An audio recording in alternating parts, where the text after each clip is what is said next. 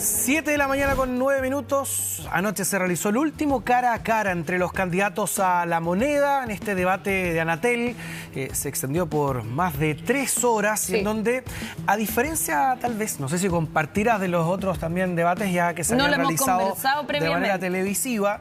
Claro, en esta oportunidad los otros tal vez fueron un poco más medidos, ahora ya mostraron un poco más. Hubo más confrontaciones también, seguramente por ya en la recta final. Claro. Era a los últimos días ya, previo a la elección, tenían que desmarcarse o al menos confrontarse con alguna de las candidaturas. Y uno puede sacar ciertas conclusiones. Por ejemplo, José Antonio Kast no se enfrentó en ningún minuto con Evelyn Matei. No. A pesar de que ella sí, claro, ella sí lo emplazó por el vidrio que lo utilizó antibalas en una actividad que hizo hace algunos días en Viña del Mar. Pero él no le contestó al respecto. Y con quien sí se confrontó es con Janet Jara, a quien en todo momento le recalcó que era parte de este gobierno, la enlazó con el gobierno y por lo tanto uno pudiera pensar que José Antonio Kast cree que su principal rival es ella y no Evelyn Matei. Claro, y de hecho además cuando se habló de temas de empleo, se refería a ella como la ministra del desempleo particularmente. Ahora fue llamativo una vez más en términos de desempeño y en el caso de la candidata del oficialismo Janet Jara, que se desmarcó nuevamente el presidente Gabriel Boric en términos de gestión, y en casos bien puntuales se le consultó, por ejemplo, cómo él o ella habría abordado el saludo con el presidente argentino Javier Milei. Dice ella no haber compartido que ella habría saludado, por ejemplo, claro, a Javier Milei. También se desmarca en el caso de la investigación o cuando se enteran de qué es lo que ocurre con la denuncia en contra del entonces subsecretario del Interior, Manuel Monsalve. Esos fueron parte de los desmarques que hubo en esa materia. En términos de la comparación que se ha venido dando, si es que es partidario o no, o de cómo, si es que tenía o no la misma forma de gobernar que el presidente Gabriel Boric. Ya, pero hubo un punto de inflexión a partir del cual empezaron los emplazamientos entre Jara y Kast. Y ese punto de inflexión fue cuando Janet Jara emplaza a José Antonio Kast por la última información que apareció y que alude a que podría haber vínculos con bots que hayan estado hostigándola en redes sociales y haciendo una especie de contracampaña en contra de Janet Jara. Claro, de hecho los comandos cuestionaron esta información que ha surgido, de la que el mismo Kast se ha desmarcado, como ha venido ocurriendo en esta última semana. Claro, pero Janet Jara hizo un punto y este es el punto que dirigió, o el dardo que dirigió en contra de José Antonio Kast. Creo además que una de las cosas que voy a impulsar claramente es saber qué pasa con la plata de la AFP, la que se gasta en publicidad, en particular en el asesor del candidato Kast, Bernardo Fontaine, que además fue un activo opositor a cualquier reforma previsional. ¿Y qué rol juega ahí la asociación de AFP? Eso hay que transparentarlo, porque el movimiento se llamaba Con mi plata no, y resulta que con la plata, al parecer, de los propios afiliados, pagada vía comisión, hoy día se está financiando trolls y bots que atacan a los otros candidatos y se opusieron reiteradamente a cualquier cambio previsional, como si las pensiones de hambre fueran suficientes. Bueno, fue clara y directa en su emplazamiento Janet Jara, y José Antonio Kast no contestó nada sobre los bots y los trolls. O sea, hubo grandes silencios, creo yo, también de José Antonio Kast. Tal como en el debate de televisión. Claro, o sea, frente al emplazamiento por la utilización de bots y trolls en campaña, él no dice absolutamente nada. Hoy, en esta oportunidad, tampoco fue la ocasión. Y ojo con algo, cuando se le pide definiciones valóricas, tampoco contesta nada. Claro, y eso es lo que ha sido ampliamente comentado o cuestionado, por un lado, por parte de los candidatos, y también parte de lo que uno observa en redes sociales. No sé si el estilo o es la estrategia finalmente de José Antonio Kast, que no responde necesariamente lo que le están preguntando, claro, o dirige más bien hacia lo que él quiere instalar, ¿no? Instalar, claro. En ese sentido, hubo esos puntos que fueron en momentos bastante marcados. Por ejemplo, cuando se refirieron a la ley de aborto. Cuando se le pregunta sobre el aborto, él da un giro, y lo mismo hizo Evelyn Matei, que tampoco contestó respecto del aborto de manera tan clara, sino que dijo que ella prefería hablar de la educación de las mujeres, que hoy día existían muchos métodos anticonceptivos y que prefería hablar de la educación de los hijos de las mujeres que sí habían decidido tener hijos. Y no así en el caso de Johannes Kaiser, que él sí marcó una posición respecto al aborto. Claro, contraria a la ley de aborto, y dijo que incluso en un eventual gobierno de él, de Kaiser, evaluaría las 3 causales, especialmente la de la violación, que dijo que no le parecía porque además no derivaba en la denuncia del violador. Claro. Así que parte de los temas valóricos que se abordaron también en esta instancia. Ahora, donde, como decías tú, Pato, ya se nota que estamos en la recta final. Quedan 5 días prácticamente para la elección y eso se notó. Hubo emplazamientos también respecto de el trabajo realizado en el caso de este gobierno. Vamos a escuchar precisamente lo que dijeron los candidatos.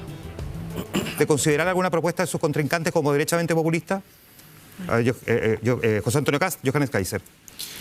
Vamos a cumplir 4 años de gobierno populista, que prometió una cosa y no hizo nada. Más violencia, más pobreza. ¿Pero de sus contrincantes? Sí, más vivienda, mejor salud. Es como el país de las maravillas, lo que propone la candidata a la continuidad. Todo su programa es de un populismo... ¿De Janet Jara? Total. Le quedan 2 segundos, Johannes Kaiser. Prometen y el Estado está quebrado. No sé dónde van a sacar la plata si no quieren ahorrar. ¿Quién es? La señora Jara. Ya, apuntada por Kaiser y por Kast. Pero más bien no directamente, o sea, sino que como ex figura del gobierno, ¿no?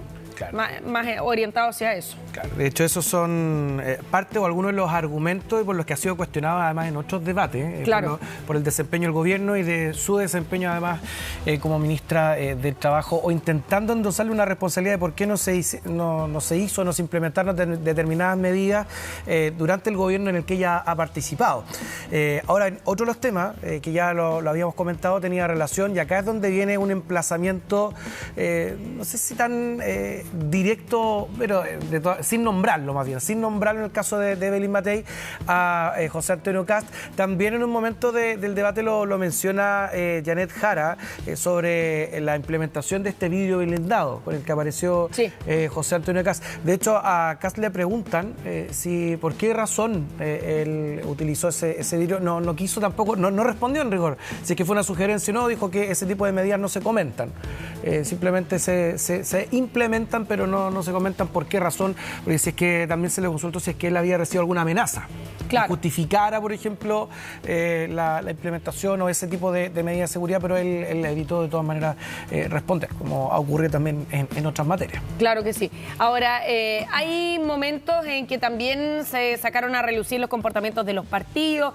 Hubo una instancia donde... vamos precisamente a revisar la declaración de Evelyn Matei respecto de la utilización de este vidrio blindado por parte de José Antonio Kast, un emplazamiento que él no respondió, pero vamos a ver el momento en que esto se produjo.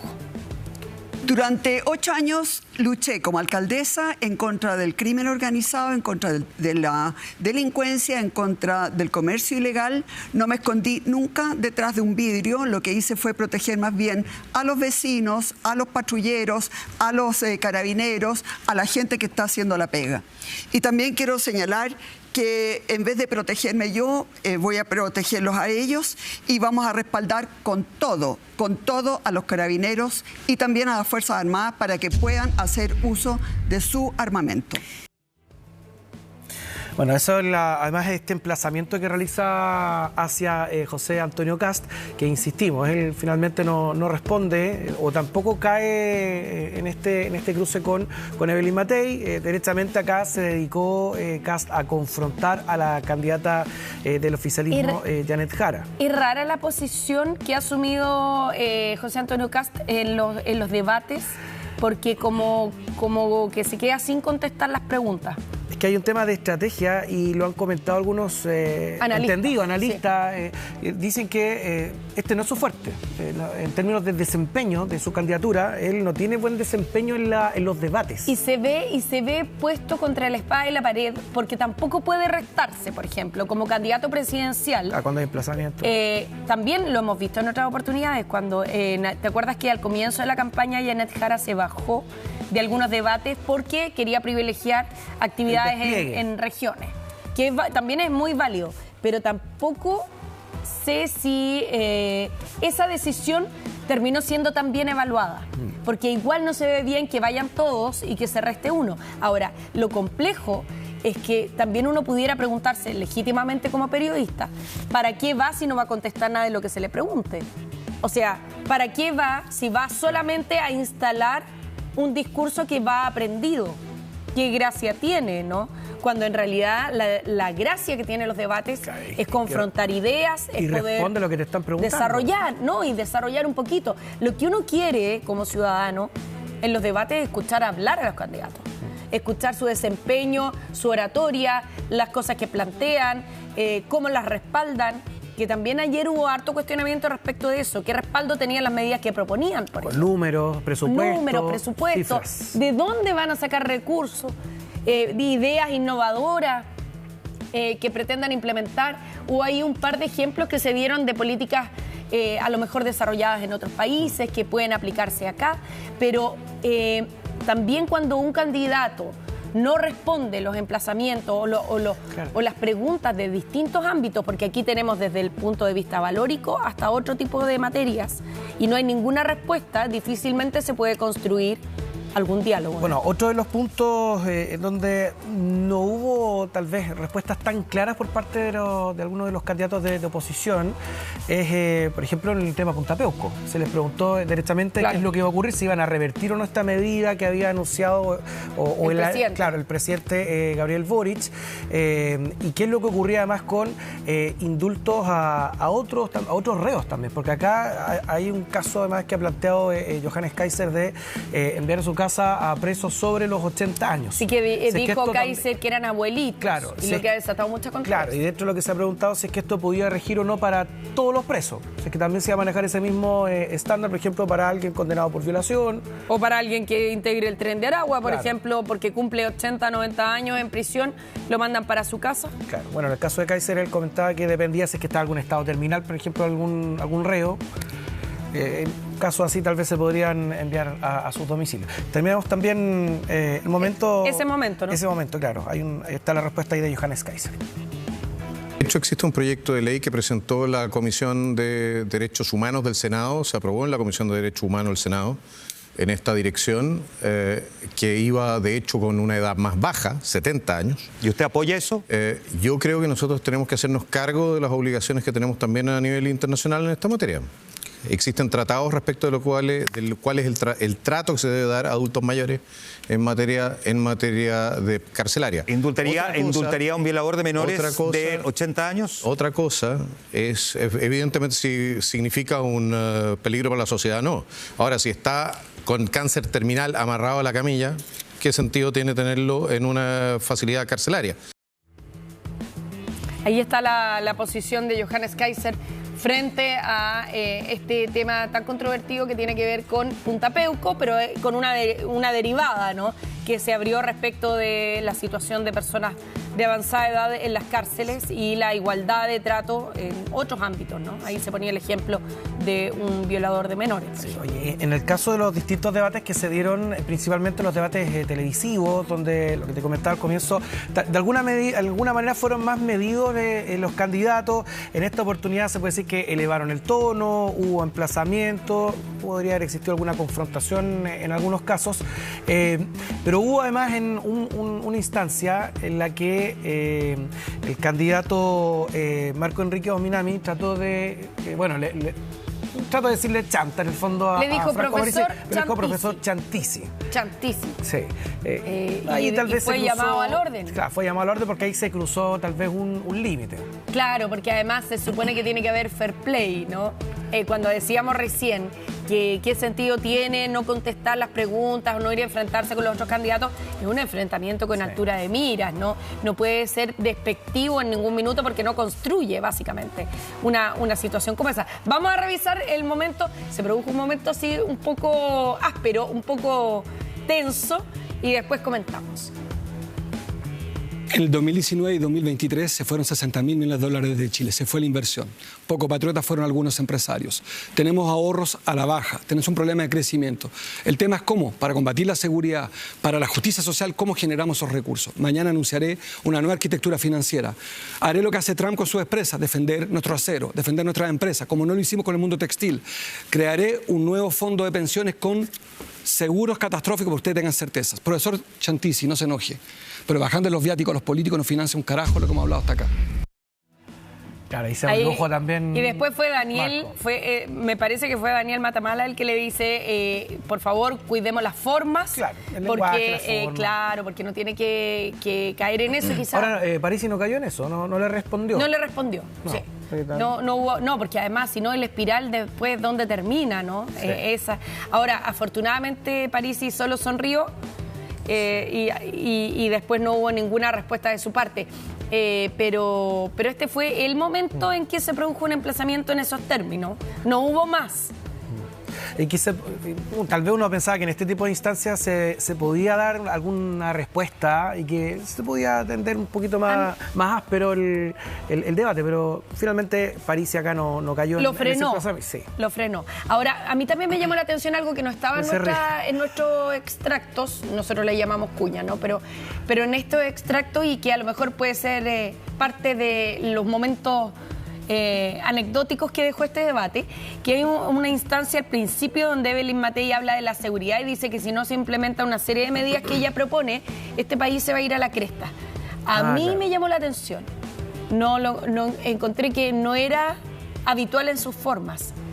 Y fue otro de los puntos que a lo mejor nosotros le llamamos periodísticamente como momentos de color, ¿no? Que se produjeron a la luz del debate presidencial y que no tiene que ver necesariamente con lo que estaban planteando, son cosas que llaman la atención. Ahora, en términos de otros temas que sí se le han consultado permanentemente a los candidatos, hay que destacar o mencionar en esta oportunidad lo que ocurrió con una respuesta a Marco Enrique Ominami, que permanentemente se le está consultando por la situación de Venezuela, sí. De Nicolás Maduro, si es o no un dictador, que él no era categórico en ese sentido, y acá definitivamente él dice, ¿sabe qué? Ya, llamémoslo, o digámosle dictador. Ya, es un dictador.